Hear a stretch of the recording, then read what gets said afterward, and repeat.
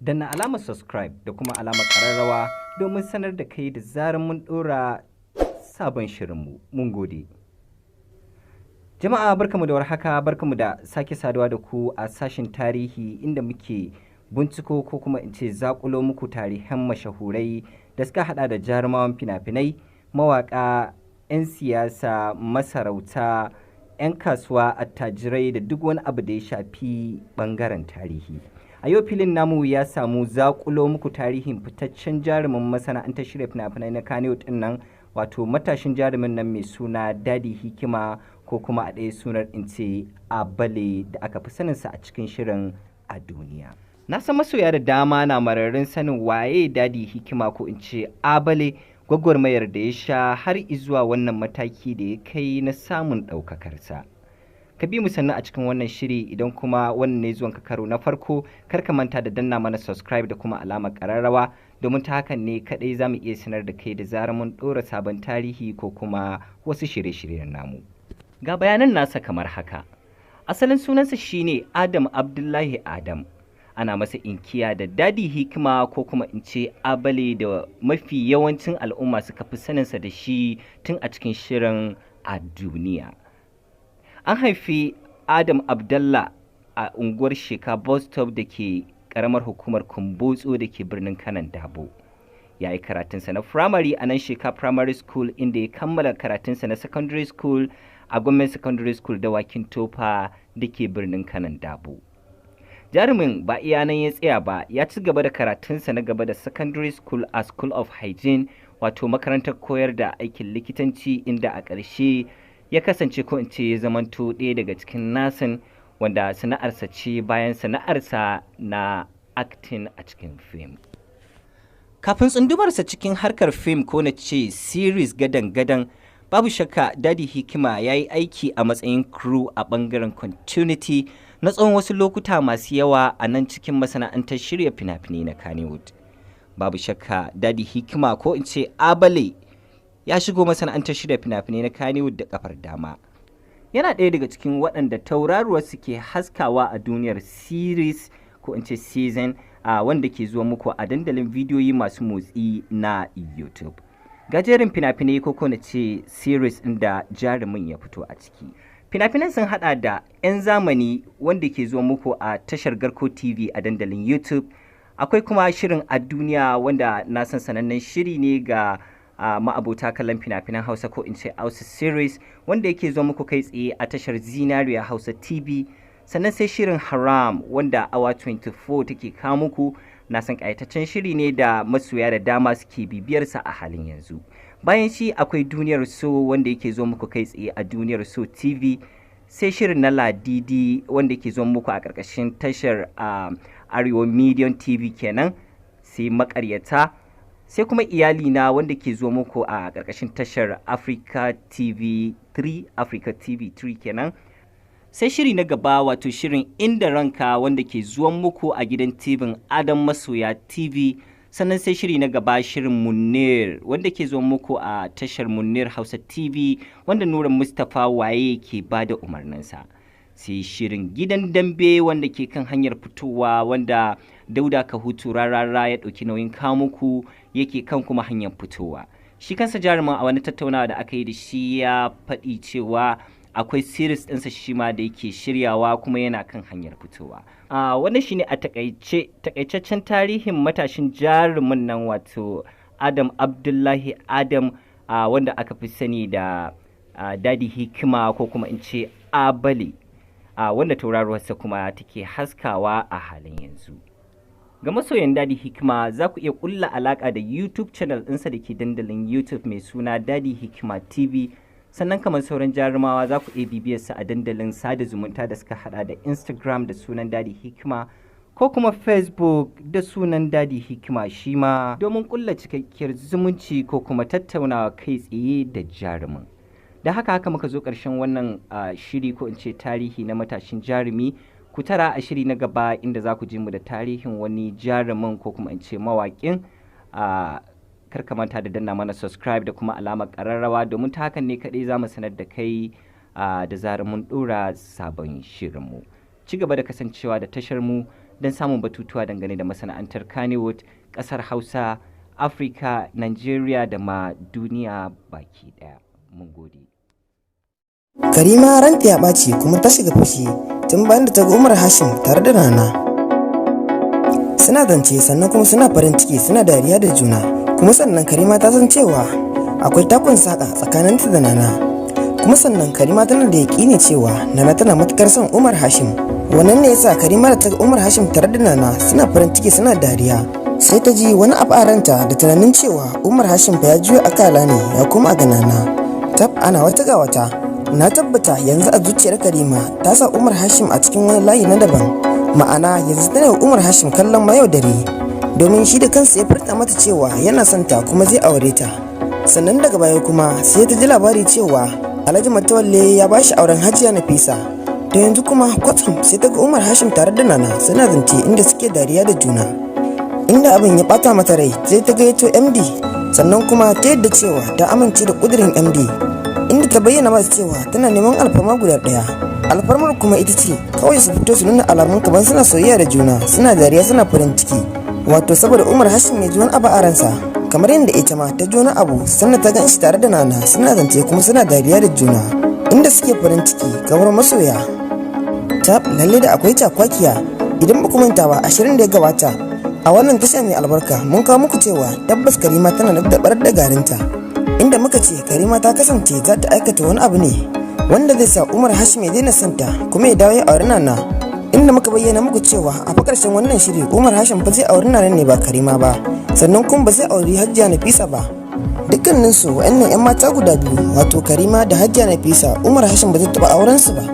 A karshen wannan shiri Umar Hashim zai auri Nana ne, duba da yanda Nana take son shi tsakani da Allah. Ta yadda muka fahimci haka shine Nana ta yi kokari ta fahimtar da Bada Yaji cewa Umar Hashim fa bai laifi ba, sannan kuma ta wanke shi tas da soso da sabulu a gurin Bada Yaji, yayin da Bada Yaji ya yarda da ita, kuma shi ma ya zo ya yi kokarin wanke Umar Hashim a gurin sauran ma'aikata, amma sai dai kashi abin ya ci tira. Wannan shine dalilin da yasa muka bayyana muku cewa Umar Hashim fa zai auri Nana ne ba Karima ba, sannan kuma ba Hajiya Nafisa ba. Tab lalle a shirin Izzar So kashi na 52 lalle akwai cakwakiya. Kai ba ma cakwakiya ba, za mu iya kiranta da takwalkulin cakwakiya, domin a kashi na 52 ne za mu ga inda Hajiya Nafisa ta ɗauko Hajara ta kawo ta ma'aikata. Shin wai Hajiya Nafisa ta haƙura ta zub da makamanta ne, ta karɓi Hajara a matsayin ƙanwata hannu bibbi ne, ko kuma shin yaya? Domin a kashi na 51 mun ga inda Hajiya Sara ta wanke tukunyarta a gurin Matawalle, tana kokarin nuna Matawalle cewa ita mutum ne kirki ce, sannan kuma tana bala'in son Hajara, domin ta fahimci cewa Alhaji Matawalle yana son Hajara sosai. Wannan ne dalilin da yasa Hajiya Sara ta umarci Hajiya Nafisa da ta tafi da Hajara babban ma'aikata, domin tana so Matawalle ya ƙara ganin mutuncinta. Ita kuma Hajiya Nafisa ba ta da wani zaɓi wanda ya wuce ta ɗauki Hajara ta sa a motarta, sannan ta tuƙa ta kuma ta kai ta babbar ma'aikata. Hakan ne kuma ta faru, inda Hajiya Nafisa ta ɗauki Hajara ta sa a motarta, har ma sai da Hajara ta shiga baya. Sai Hajiya Nafisa ta fito ta ce ta koma gaba. Ita ma dai Hajiya Nafisa tana so ta nuna wa Matawalle cewa tana bala'in son kanwarta wato Hajara, domin sun fahimci cewa Alhaji Matawalle yana bala'in santa. Saboda haka ba su da wani zaɓi da ya wuce su nuna mata soyayya, musamman a gaban Alhaji Matawalle, domin suna so matsayinsu ya ƙaru a gurin Alhaji Matawalle. Tab lalle akwai kallo ranar da Alhaji Matawalle zai gano makircin wa'annan matan guda biyu, wato Hajiya Sara mara kirki da kuma Hajiya Nafisa mai izza. Dukkanin wanda yake kallon shirin Izzar So yana so ya ga Hajiya Sara a cikin bakin ciki da kunci. To hakan ne ya faru a kashi na 51 wannan muka kalla, inda muka ga yanda Hajiya Sara ta kasance a cikin kunci da bakin ciki, yayin da ta kasance tana huhuro hanci tana gwala wannan manyan idanuwan nata masu ban tsoro. Menene ya janyo mata wannan kunci da bakin ciki? Ba komai bane ya sa mata wannan kunci da bakin ciki, sai dan ta tambaya an ce mata Alhaji Matawalle yana gurin baki. Daga nan ranta ya ɓaci, ta dinga huro hanci tana gwala manyan idanuwan nan nata masu kama da na aljanu. Ashe bakin cikin nata ma bai kare ba, ta yi tsammani za ta ga Alhaji Matawalle ya fito shi kadai, sai dai kuma kashi ba shi kadai ya fito ba, sai ta ga ya fito tare da tsohuwar matarsa, mahaifiyar 'ya'yansa guda biyu, wato Hajara da babban dan Alhaji Matawalle wanda ya bata. Kun ba su fito haka ba, sun fito ne suna dariya, suna farin ciki da juna, suna nishadi sosai, kai ka ce mata da miji ne. To daga nan ne wani kahon bakin ciki ya fito Hajiya Sara a wuya, inda ranta ya yi matukar ɓaci da ganin wannan abin bakin ciki a gare ta. inda ya kasance mu kuma abin farin ciki ne a gare mu. Tabbas in dai ana haka a jiru zuwa rafi, wata rana Alhaji Matawalle zai mai da tsohuwar matarsa Babar Hajara, sannan kuma mahaifiyar babban ɗansa wanda ya bata, wanda kuma zai bayyana nan ba daɗewa ba insha Allahu a cikin shirin Izzar So. Shin masu kallo kuna ganin ko cewa MD zai iya auren Karima? Idan amsar ta kasance a'a, to menene makomar Karima a cikin shirin Izzar So? Domin Karima ta kasance ɗaya daga cikin masu gaskiya a cikin shirin Izzar So. To kuma shin mutumin da ya rike gaskiya, ya rike san Allah da Annabi kuma zai taɓe? Gaskiya idan muka duba wannan al'amarin, za mu iya cewa ba a Karima adalci ba a cikin wannan shirin na Izzar So, domin Karima ta kasance mace mai gaskiya, mai san Allah da Annabi, wacce ta kasance tana goyon bayan Umar Hashim a ko'ina. Sannan kuma Karima ta kasance tana jan tawaga ta masu gaskiya bayan Umar Hashim. Ni dai a matsayina na mai sharhi a wannan shiri na Izzar So, sannan kuma makallacin wannan shiri mai albarka, gaskiya idan Karima ta yi mummunan karshe a shirin Izzar So, to gaskiya ba a mata adalci ba. Ni dai ana ra'ayin idan ana so shirin Izzar So ya burge ni fiye da haka, ya auri mata biyu a lokaci ɗaya, wato Karima da Nana, yayin da nake so Karima da Nana su haɗa kansu su zama tsintsiya maɗaurin ki ɗaya. Wakilinmu na wannan tasha mai albarka, wanda ya kasance ɗaya daga cikin jaruman shirin Izzar So, ma'ana ya kasance shi ma ana haska shi a shirin Izzar So, ya tuntuɓi Umar Hashim da wannan magana, inda Umar Hashim ya ce ba shi za a faɗawa ba, a je a faɗawa darakta wato Nura Mustapha Waye. Amsar da darakta Nura Mustapha Waye ya bamu akan wannan batu ita ce, darakta Nura Mustapha Waye ya bayyana wa wakilinmu cewa tabbas Karima ba za ta yi mummunan karshe ba a wannan shiri mai albarka ba, saboda ta kasance mutunci mai san Allah da Annabi, sannan kuma ta kasance ɗaya daga cikin mutanen da suke son gaskiya kuma suna binta sau da kafa, sannan kuma ta kasance mace wacce take kama girmanta ba ta hauragiya. Nura Mustapha Waye ya ƙara mana da cewa tabbas dukkan mutumin da yake da irin wannan halayya to ba zai taɓa taɓewa ba duniya da lahira, inda Nura Mustapha Waye ya ci gaba da cewa Karima ba za ta kasance mai mummunan karshe ba a shirin Izzar So, inda wakilin na mai tambaye su cewa to kenan Karima da Nana za su auri Umar Hashim ne a lokaci daya. Sai darakta Nura Mustapha Waye ya ce wakilin namu ku dai ci gaba da kallon wannan shiri, sannan kuma kai ka kasance a cikin wannan shiri, za ka ga me zai faru a ƙarshen wannan shiri mai albarka. Sannan kuma darakta ya bayyana wakilinmu cewa wannan shiri zai zama abin alfahari a ƙasar Hausa, musamman a ƙarshen sa. Sannan darakta ya ci gaba da faɗa wakilin namu cewa bayan an kammala wannan shiri mai albarka za a ci gaba da yin wani shiri na daban, wanda Nura Mustapha Waye ya bayyana cewa wannan shiri na daban zai kasance ya kusa ko ya kai ko ya fi wannan shiri na Izzar So kyau da ma'ana, inda wakilin namu ya tambaye Nura Mustapha Waye cewa shin anya kuwa za a samu wani shiri wanda ya fi ko ya kai shirin Izzar So kyau da ma'ana, inda Nura Mustapha Waye ya amsa masa da cewa shirin Izzar So tunani aka yi aka rubuta labarin kuma sai ya kasance kamar gaske kuma ya kyau da ma'ana. To haka shi ma shirin da za a yi nan gaba bayan an gama Izzar So tunani za a yi, sannan kuma a rubuta labari a kansa, sannan kuma da fatan zai yi kyau da ma'ana. Nura Mustapha Waye ya ci gaba da cewa sai dai kuma bamu sani ba ko shirin da za a yi nan gaba zai kai Izzar So karbuwa a gurin al'umma, wannan kuma hurumi ne Allah, idan Allah ya ga dama sai ya daga shirin da za a yi bayan shirin Izzar So ya kasance ma har ya fi shirin Izzar So karbuwa, in kuma Allah ya ga dama sai ya kasance dukkinsa da ma'anarsa ya kasance bai karɓu ba a gurin mutane, wannan kuma ganin damar Ubangiji ne maɗaukakin sarki. Tabbas haka al'amarin yake. Bayan wakilinmu na wannan tasha mai albarka ya bayyana mana yadda suka yi da darakta Nura Mustapha Waye, sai muka ce da shi idan sun koma wajen aiki, ma'ana idan sun koma wajen ɗaukar shirin Izzar So, to yayi wa Umar Hashim tambaya cewa wai da gaske ne Umar Hashim shi zai kasance ɗaga mai girma Matawalle wanda ya ɓata ana ta neman sa shekara da shekaru, inda Umar Hashim ya bayyana mana cewa shi ba bai sani ba, sai dai mu je mu samu darakta Nura Mustapha Waye mu ƙara tambayarsa, yayin da wakilin namu bai kasa a guyo ba kuma ya ƙara koma gurin darakta Nura Mustapha Waye ya ƙara tambayarsa, inda darakta ya amsa masa da cewa a juru zuwa rafi wata rana tulu zai fashe. Darakta Nura Mustapha Waye yana nufin a ci gaba da kallon shirin Izzar So nan gaba za a ga komai, inda darakta Nura Mustapha Waye ya ƙara mana da cewa shirin Izzar So ya ma kusa ƙarewa, domin muddin dan Alhaji Matawalle ya bayyana to shikenan shirin Izzar So ya zo ƙarshe, domin dan Alhaji Matawalle shine zai karkare komai a cikin shirin Izzar So. Wannan shine yadda muka yi da darakta Nura Mustapha Waye, Ku kasance da wannan tasha a koyaushe domin samun ingantattun labarai daga bakin darakta Nura Mustapha Waye.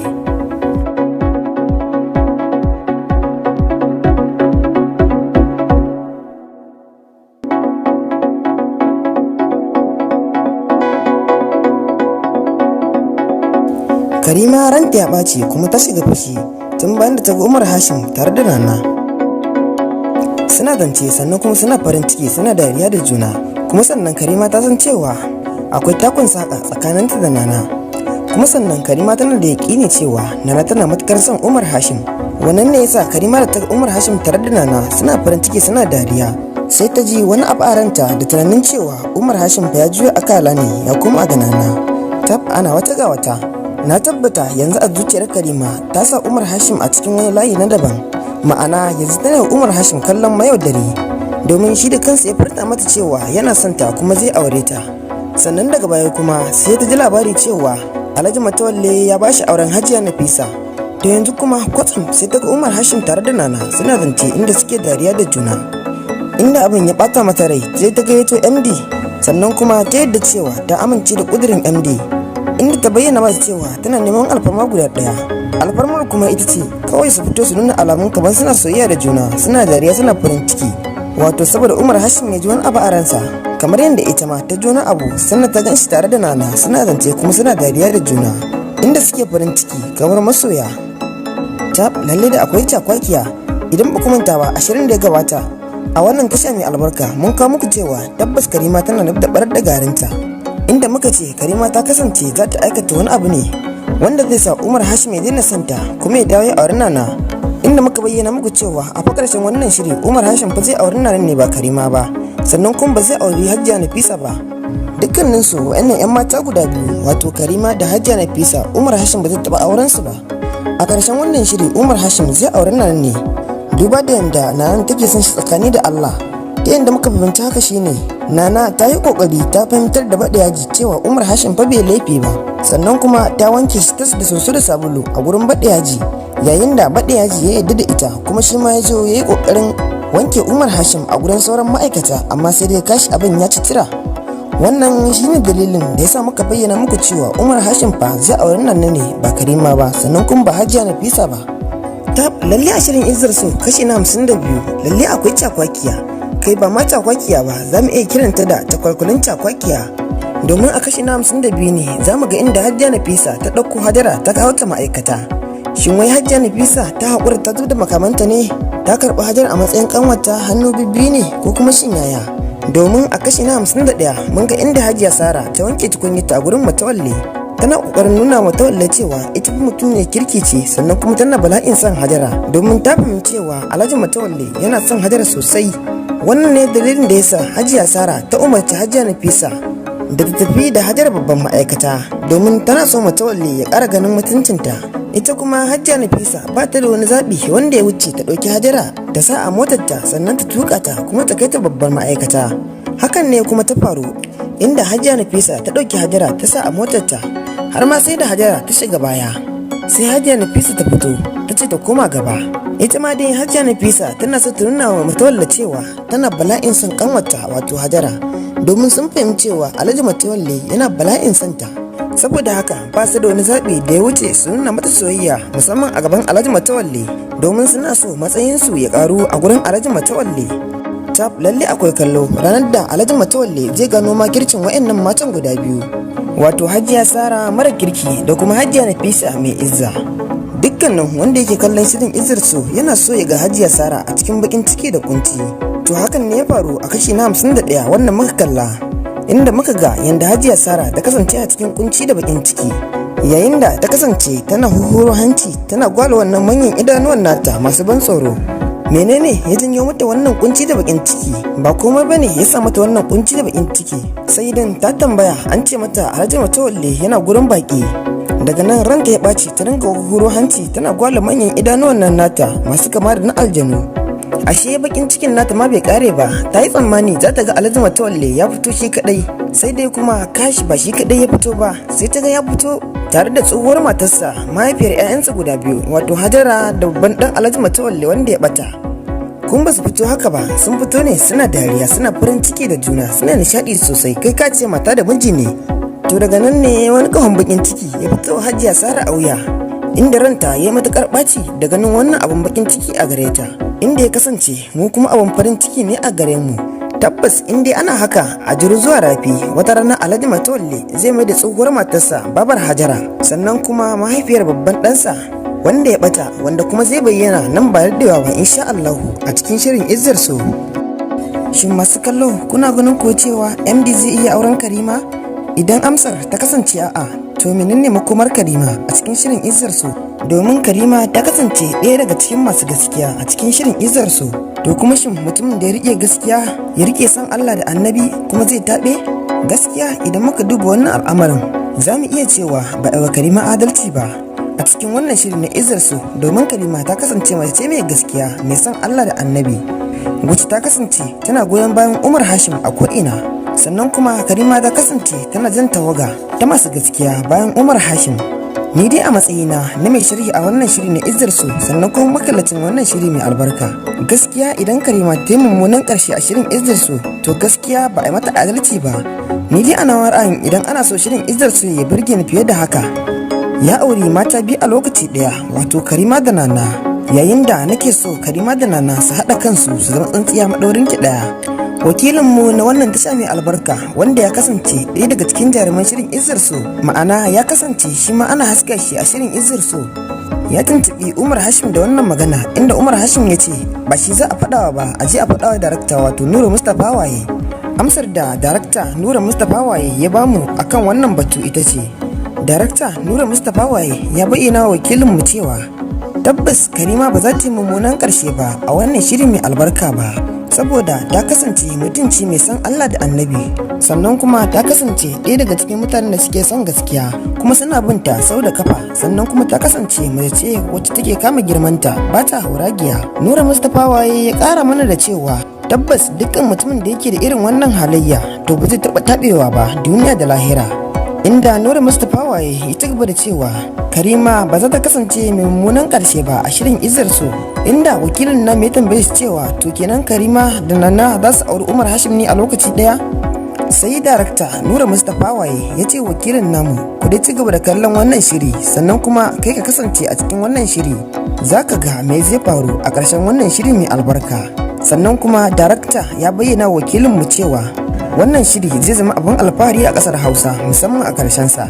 Sannan darakta ya ci gaba da faɗa wakilin namu cewa bayan an kammala wannan shiri mai albarka za a ci gaba da yin wani shiri na daban, wanda Nura Mustapha Waye ya bayyana cewa wannan shiri na daban zai kasance ya kusa ko ya kai ko ya fi wannan shiri na Izzar So kyau da ma'ana. Inda wakilin namu ya tambaye Nura Mustapha Waye cewa shin anya kuwa za a samu wani shiri wanda ya fi ko ya kai shirin Izzar So kyau da ma'ana? Inda Nura Mustapha Waye ya amsa masa da cewa shirin Izzar So tunani aka yi aka rubuta labarin kuma sai ya kasance kamar gaske kuma ya kyau da ma'ana.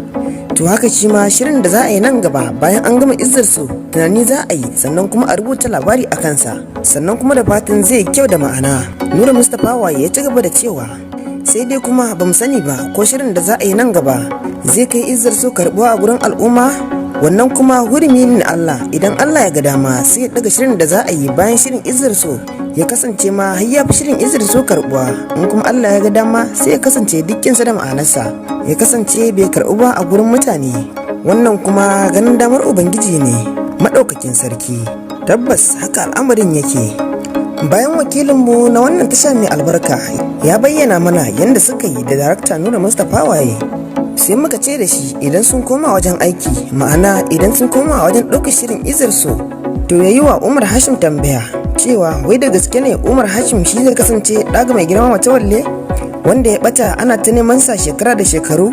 Inda Umar Hashim ya bayyana mana cewa shi ba bai sani ba, sai dai mu je mu samu darakta Nura Mustapha Waye mu ƙara tambayarsa, yayin da wakilin namu bai kasa a guyo ba kuma ya ƙara koma gurin darakta Nura Mustapha Waye ya ƙara tambayarsa, inda darakta ya amsa masa da cewa a juru zuwa rafi wata rana tulu zai fashe.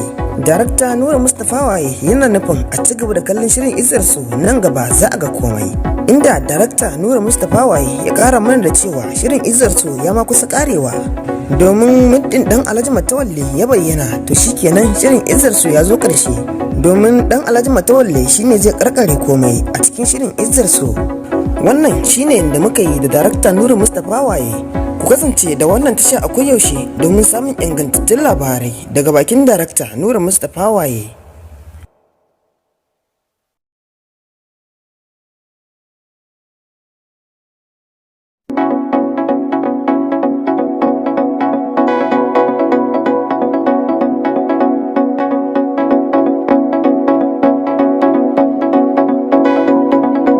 Karima ranta ya ɓaci kuma ta shiga fushi tun bayan da ta ga Umar Hashim tare da Nana.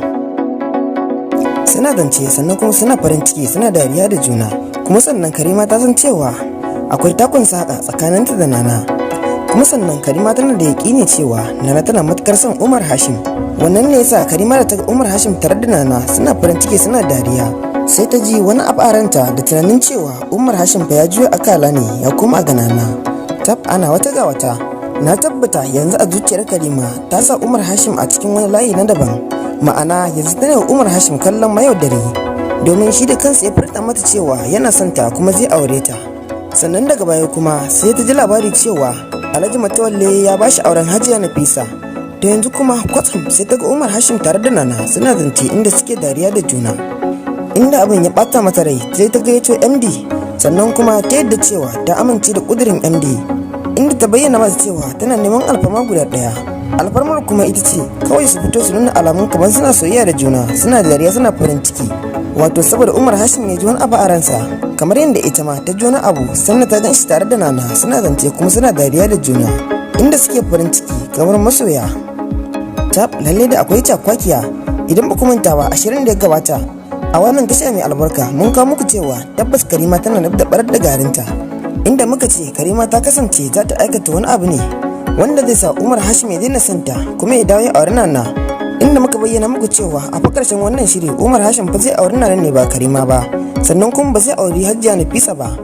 Dukkanin su wa'annan yan mata guda biyu, wato Karima da Hajiya Nafisa, Umar Hashim ba zai taba auren su ba. A karshen wannan shiri Umar Hashim zai auri Nana ne, duba da yanda Nana take son shi tsakani da Allah. Ta yadda muka fahimta haka shine Nana ta yi kokari ta fahimtar da baɗe yaji cewa Umar Hashim fa bai laifi ba, sannan kuma ta wanke shi tas da soso da sabulu a gurin baɗe yaji, yayin da baɗe yaji ya yarda da ita kuma shi ma ya zo ya yi kokarin wanke Umar Hashim a gurin sauran ma'aikata, amma sai dai kashi abin ya ci tira. Wannan shine dalilin da yasa muka bayyana muku cewa Umar Hashim fa zai auri Nana ne ba Karima ba, sannan kuma ba Hajiya Nafisa ba. Tab lalle a shirin Izzar So kashi na 52 lalle akwai cakwakiya. Kai ba ma cakwakiya ba, za mu iya kiranta da takwarkunin cakwakiya, domin a kashi na 52 ne za mu ga inda Hajiya Nafisa ta ɗauko Hajara ta kawo ta ma'aikata. Shin wai Hajiya Nafisa ta haƙura ta zuba da makamanta ne, ta karɓi Hajara a matsayin ƙanwata hannu bibbi ne ko kuma shin yaya? Domin a kashi na 51 mun ga inda Hajiya Sara ta wanke tukunyarta a gurin Matawalle, tana ƙoƙarin nuna Matawalle cewa ita mutum ne kirki ce, sannan kuma tana bala'in son Hajara, domin ta fahimci cewa Alhaji Matawalle yana son Hajara sosai. Wannan ne dalilin da yasa Hajiya Sara ta umarci Hajiya Nafisa da ta tafi da Hajara babban ma'aikata, domin tana so Matawalle ya ƙara ganin mutuncinta. Ita kuma Hajiya Nafisa ba ta da wani zaɓi wanda ya wuce ta ɗauki Hajara ta sa a motarta sannan ta tuƙa ta kuma ta kai ta babbar ma'aikata. Hakan ne kuma ta faru, inda Hajiya Nafisa ta ɗauki Hajara ta sa a motarta, har ma sai da Hajara ta shiga baya. Sai Hajiya Nafisa ta fito ta ce ta koma gaba. Ita ma dai Hajiya Nafisa tana so ta nuna wa Matawalle cewa tana bala'in son kanwarta wato Hajara, domin sun fahimci cewa Alhaji Matawalle yana bala'in santa. Saboda haka ba su da wani zaɓi da ya wuce su nuna mata soyayya, musamman a gaban Alhaji Matawalle, domin suna so matsayinsu ya karu a gurin Alhaji Matawalle. Ta lalle akwai kallo ranar da Alhaji Matawalle zai gano makircin wa'annan matan guda biyu, wato Hajiya Sara mara kirki da kuma Hajiya Nafisa mai izza. Dukkanin wanda yake kallon shirin Izzar So yana so ya ga Hajiya Sara a cikin bakin ciki da kunci. To hakan ne ya faru a kashi na 51 wannan muka kalla, inda muka ga yanda Hajiya Sara ta kasance a cikin kunci da bakin ciki, yayin da ta kasance tana huhuro hanci tana gwalo wannan manyan idanuwan nata masu ban tsoro. menene ya janyo mata wannan kunci da bakin ciki? Ba komai bane ya sa mata wannan kunci da bakin ciki, sai dan ta tambaya an ce mata Alhaji Matawalle yana gurin baki. Daga nan ranta ya ɓaci, ta dinga huro hanci tana gwala manyan idanuwan nan nata masu kama da na aljanu. Ashe bakin cikin nata ma bai kare ba, ta yi tsammani za ta ga Alhaji Matawalle ya fito shi kadai, sai dai kuma kashi ba shi kadai ya fito ba, sai ta ga ya fito tare da tsohuwar matarsa, mahaifiyar 'ya'yansa guda biyu, wato Hajara da babban dan Alhaji Matawalle wanda ya bata. Kun ba su fito haka ba, sun fito ne suna dariya, suna farin ciki da juna, suna nishadi sosai, kai ka ce mata da miji ne. To daga nan ne wani kahon bakin ciki ya fito Hajiya Sara a wuya, inda ranta ya yi matukar ɓaci da ganin wannan abin bakin ciki a gare ta, inda ya kasance mu kuma abin farin ciki ne a gare mu. Tabbas in dai ana haka a jiru zuwa rafi, wata rana Alhaji Matawalle zai mai da tsohuwar matarsa babar Hajara, sannan kuma mahaifiyar babban ɗansa wanda ya bata, wanda kuma zai bayyana nan ba daɗewa ba insha Allahu a cikin shirin Izzar So. Shin masu kallo kuna ganin ko cewa MD zai iya auren Karima? Idan amsar ta kasance a'a, to menene makomar Karima a cikin shirin Izzar So? Domin Karima ta kasance ɗaya daga cikin masu gaskiya a cikin shirin Izzar So. To kuma shin mutumin da ya riƙe gaskiya ya riƙe san Allah da Annabi kuma zai taɓe?